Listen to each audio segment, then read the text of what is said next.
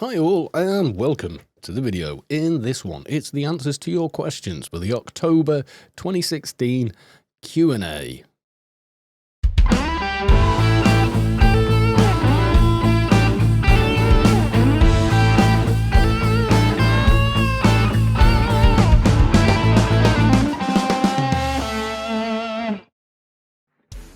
Okay, so I'll start with the newest comment first. Acido Flux, or CDO Flux, perhaps. Just going off some of the things Sharp Tony had commented on earlier and taking it a bit further. What do you think a new AO server where it started from vanilla and went through the expansions progressively? I'd like to think that would be more welcoming to new players that come into AO, rather than the, in my opinion, slightly daunting state Anarchy is in now. Love the videos, gets me excited to get my NT to be my first 220. Okay, well, first off, thank you, and good luck with your 220 NT. In fact, the first 220 ever in the game was a neutral NT. Not a lot of people remember that, but I do. Anyhow, well, what you're describing there, in other words, you get a year or so with just basic vanilla Anarchy Online, no Tower Wars, no Norton Wars even, and then you get Norton Wars, then you get Shadowlands, then you get Alien expansion, and so on. Well, that was actually my experience of the game. It's exactly what you're describing there. I think, yeah, it might be a thing. It might be a thing. I don't know. The whole new server idea, it's a yes and a no. Who would play there? Because this is my thing. Most of the people that play Anarchy Online now have played for a considerable amount of time by modern standards. A lot of people will pick up a game like WoW, they will play it for 3 to 4 years max and drop it. You know, a lot of it's just down to life change. Oh, well, I started college, you know, or university, or I had to get a job, or our child was born. You know, real life stuff takes over. It's unusual that in Anarchy Online people played 10 years ago, quit because, you know, they got a new job. But 10 years later, you know, things have stabilised and they come back to the game. So it's unique in more than just the game itself. It's unique in its player base as well. People return to Anarchy Online quite often as well. Some people blame me for it. So kind of don't mind. I don't know. I think it'd be interesting. It'd be interesting to see what would happen. Do I think it would work? Honestly, I don't know. Would new players come and play the game in its default state, or would they sort of take a look at the game, play for a week, a month, and then go, I'm going to go to the big server, you know, where you get all the toys? Because obviously, if any older players were playing on this new server, they go, oh, I can't wait for, you know, Norton Wars, and I can plant some towers and get some contracts and blah, blah, blah. You know, they're going to have prior knowledge. That's the thing. So, yeah, interesting. Okay, next question I got was from Heron Dias. I think I'm pronouncing that rightly. Maybe a few Let's Play through multi-boxing guides. Sorry, dude, but absolutely not. I hate multi-boxing. Multi-boxing has cost AO stacks and stacks of players. It's impossible to verify how many, but I notice when there was a ton of threads and posts and in-game discussion about multi-boxing, especially in PvP, that eventually those people went quiet. But what I also noticed was you just didn't see them in-game anymore. You didn't see them on the forums anymore because they quit. You know, multi-boxing kills most games, and in Anarchy Online, the way PvP is set up, it destroys it. It absolutely destroys it. So, no, you will not see me encouraging anyone to multi-box. In fact, I wish Anarchy Online and Funcom would just outright ban it. I really do. Anyway, that's all I'm going to say on that subject without getting into a massive rant. Sharp Tony. Hey, dude. I've got a few questions. Which guitar amp is your favourite? It doesn't have to be one you own, it could be any brand. Which time period was your favourite in Anarchy Online and why? And do you think a vanilla server would be a good idea? perhaps a server with just AO and Norton Wars and no multi-boxing. Favourite guitar and amp? Well, amp would be an amp I own, which is the Marshall 6101 combo, which was made in '92. It was then the Marshall 30th anniversary, and it is an amazing sounding amp. It really is, and it's aged well. I mean, modern amps do a lot of clever things, but do they basically sound and feel great when you play through them? Because ultimately, that's it. Does it feel great, and does it sound musical? And this amp certainly does. There's a huge range of sounds you can actually get from it as well. Guitar, I suppose really my favourite all-time guitar is my original Gem Floral. I've had that guitar for getting on 20 years now.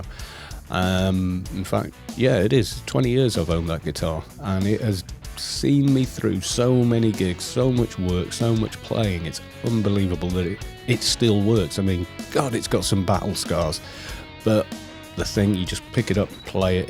It's like an old pair of shoes that you just put on, and you don't even notice they're there until you suddenly think, wow, my feet are really comfortable. And it's kind of like that with that guitar. The neck shape, people have commented when they pick it up, it feels slightly different from a standard Gem, and it's because I've long since worn through the varnish that was on the neck. I now oil the back of the neck, well, kind of oil it with beeswax and stuff to preserve the wood. And playing that through the Marshall is probably my favourite all-time kind of combination. They just marry up so well together. The vanilla server thing,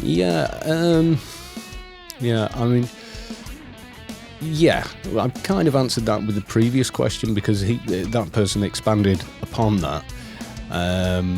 But would people play on that? Yeah, you would see an awful lot of PvP people wanting to come back and play Anarchy Online with only Norton Wars and no multi-boxing. You would see a lot of people return if multi-boxing was outright banned in the game. I appreciate there's a lot of technical reasons why that's difficult, but the simple thing, boots on the ground GM, responding to petitions and knowing what they're doing, watching someone actually boxing, it's very easy to spot in the game. And just banning every single account that's being boxed, and then ban that person's bank details and everything else, so they can't come back and do it all over again.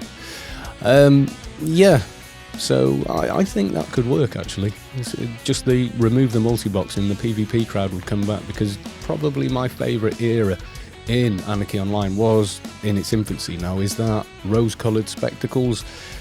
Possibly. I remember joining Storm. Shadowlands hadn't been released, but we had Norton Wars, we had the Merc Camp. Everybody basically wanted the same gear from that place. It was a good time, and there was a lot more people around. And Tower Wars, Storm Guild could muster 60 people to just turn up and trounce anyone trying to attack the base, and they'd just completely grind them down and then go on a rampage. There was a lot of tactical generals in Storm at the time, very clever thinkers when it came to how to sort of win the war, and they pretty much single-handedly took every high-level base from Omni. It didn't last forever, it always switches around, people get bored, even switch sides just to fight back against the people they used to team with. But that's Anarchy Online for you. Next, I've got a question from, I'm not sure, Nearly News? Gerber Nearly News? Gerber? I don't. Is it Gerber Nearly New? I'm guessing. Question about Anarchy Online. Your last video, you showed the GMI with over 4,000 supplebots at 10 million each. I'm wondering if Anarchy Online ever did a rollback. As yet, no, that hasn't happened. Or if it ever will. We're not hearing that that's going to happen from Funcom, so I'm guessing at this stage, it's been nearly a week now, it's probably not going to happen. Or if those bots and presumable other rare items will stay in the game forever, I think we're stuck with them, and it's kind of rationalised the game economy. I don't think they're going to try and fix it. I think they're going to leave it. I did have someone actually say to me in game, they're convinced, and they were quite serious, and they're not usually the kind of person that wears a tinfoil hat, but they were absolutely convinced that Funcom had actually done this. Now, we already heard the rumours about the Steam release this year, and they were saying they've done this deliberately to settle the economy down, because a lot of it is based on drop rates on very rare items, like in an awful lot of games. So the cost of AI armour kind of governs the game economy in a lot of ways.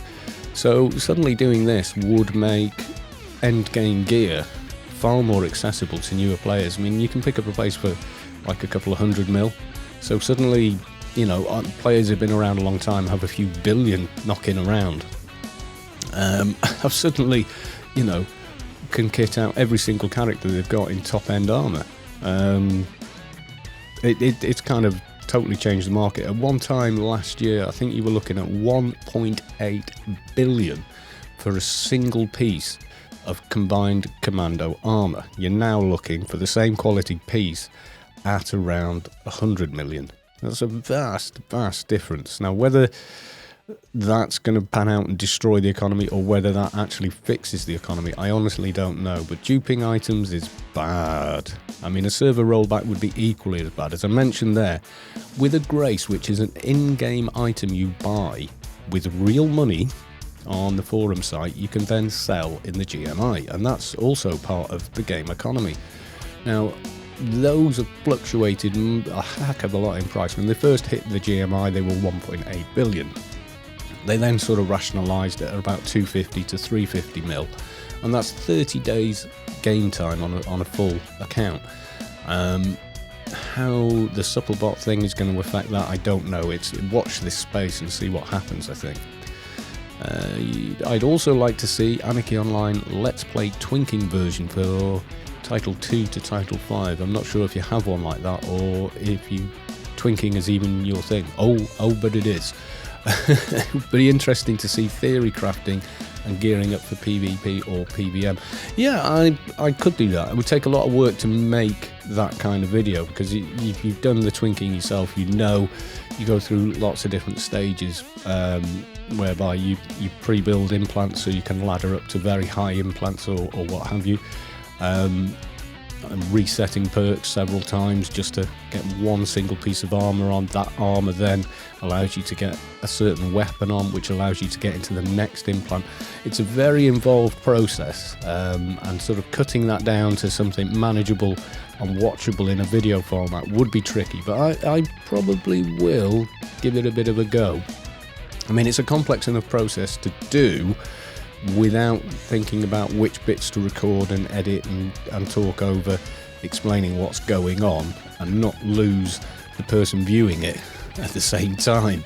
So we'd kind of have to see on that one. It's something I'd like to do. It's whether I've got the time to actually make a video like that. But thanks for your question, dude. Frank Hogwart, what tune has been your all-time favourite and why? Oh god, difficult question. Honestly, I don't know if I do have an all-time favourite, you know. The most satisfying character to play was probably Adventurer pre 18.7. Adventurer now I just don't even look at anymore. There was such a great solo class all the way from the game's inception right through till before 18.7. In fact, they were a little overpowered at a few places, but you know, we were inventing new things with them, and that's what was satisfying, is we were coming up with what you could do with this class, what you were able to solo, and until everybody did it and just followed the cookie cutter kind of method. They were a lot of fun. I don't know, the most rewarding has probably been the Shade. I just love the simplicity of DPS and no treatment needed for symbionts and stuff. And people say, oh, but the spirits and whatnot are complex. No, they're really not. They're really not. I will do a video on how to do the spirits, etc. It's not nearly as complicated as you like. I'm going to say my original Kalos 2 character, probably my all-time favourite, even though I haven't played that character in any meaningful way for over a year. But maybe I'll have another look at him another day. see how he's doing. Okay, I've got another question from Jun Bug, I'm guessing. Hello, thanks for all the videos, they're incredibly helpful. Oh, thank you for watching. So things I'd like to see as someone who's never gotten past 170 or Adonis with any success. Mid-range armor and HUD utility items. Who benefits from it and how to find it or buy. Weapon progressions including how to find or buy for one-hand edge, two-hand edge or even two-hand blunt. Twinking mid-levels on the cheap. Well, okay. How to symbionts, okay. Not just where to buy, not just buy but where to hunt the patterns. Well, there's actually a very good guide on pocket bosses, what monsters you need to kill and what parts they drop to make the patterns that you then have turned, or do it yourself if you've got enough trade skills and parts to make the complete pattern and spawn the boss on an incarnator. That's on AO Universe, so go and have a look there if you want to get into that.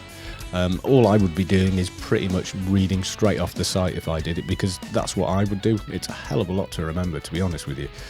Advi have probably got the best deal ever with symbionts in that they can use so many, but that's because you can play an adventure in a lot of different ways.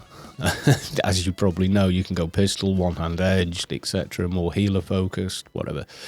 And what patterns to hunt from, say, at level 60, 90. Yeah, that all of that information, in fact, is on Anarchy Online Universe. Go there, take a look. Here we have new Halloween instance of walkthrough. I think it's the same instance. It's not new. There was no patch for it. It was just a flip a switch at the server end and activate that. But yes, possibly if I get a chance to record it while we're doing it. So yeah, twinking on the cheap. Twinking isn't cheap unless you've got someone to loan you parts. That's the honest truth. You can still build a very valid character without spending billions and billions of creds though. And the gear I'm putting onto my characters is reasonable gear. That's why I do it that way. I don't try and absolutely max them out in the videos, because it just isolates, well, not isolates, alienates people from kind of copying it, because they're like, oh, okay, he's got a full set of Title 4, you know, AI armor. Well, yeah, until recently that would cost you one hell of a lot of money. In fact, in some instances, some of it's more expensive than the endgame 300 gear, because it's used for PvP twinks and stuff. So yeah, I always try and keep it a kind of player average, reasonable to attain. Okay, so that's all the questions I had up until when I decided that was enough questions for one video. So yeah, thank you everyone that took part in those questions, and I will see you all in the next video. Okay folks, bye for now.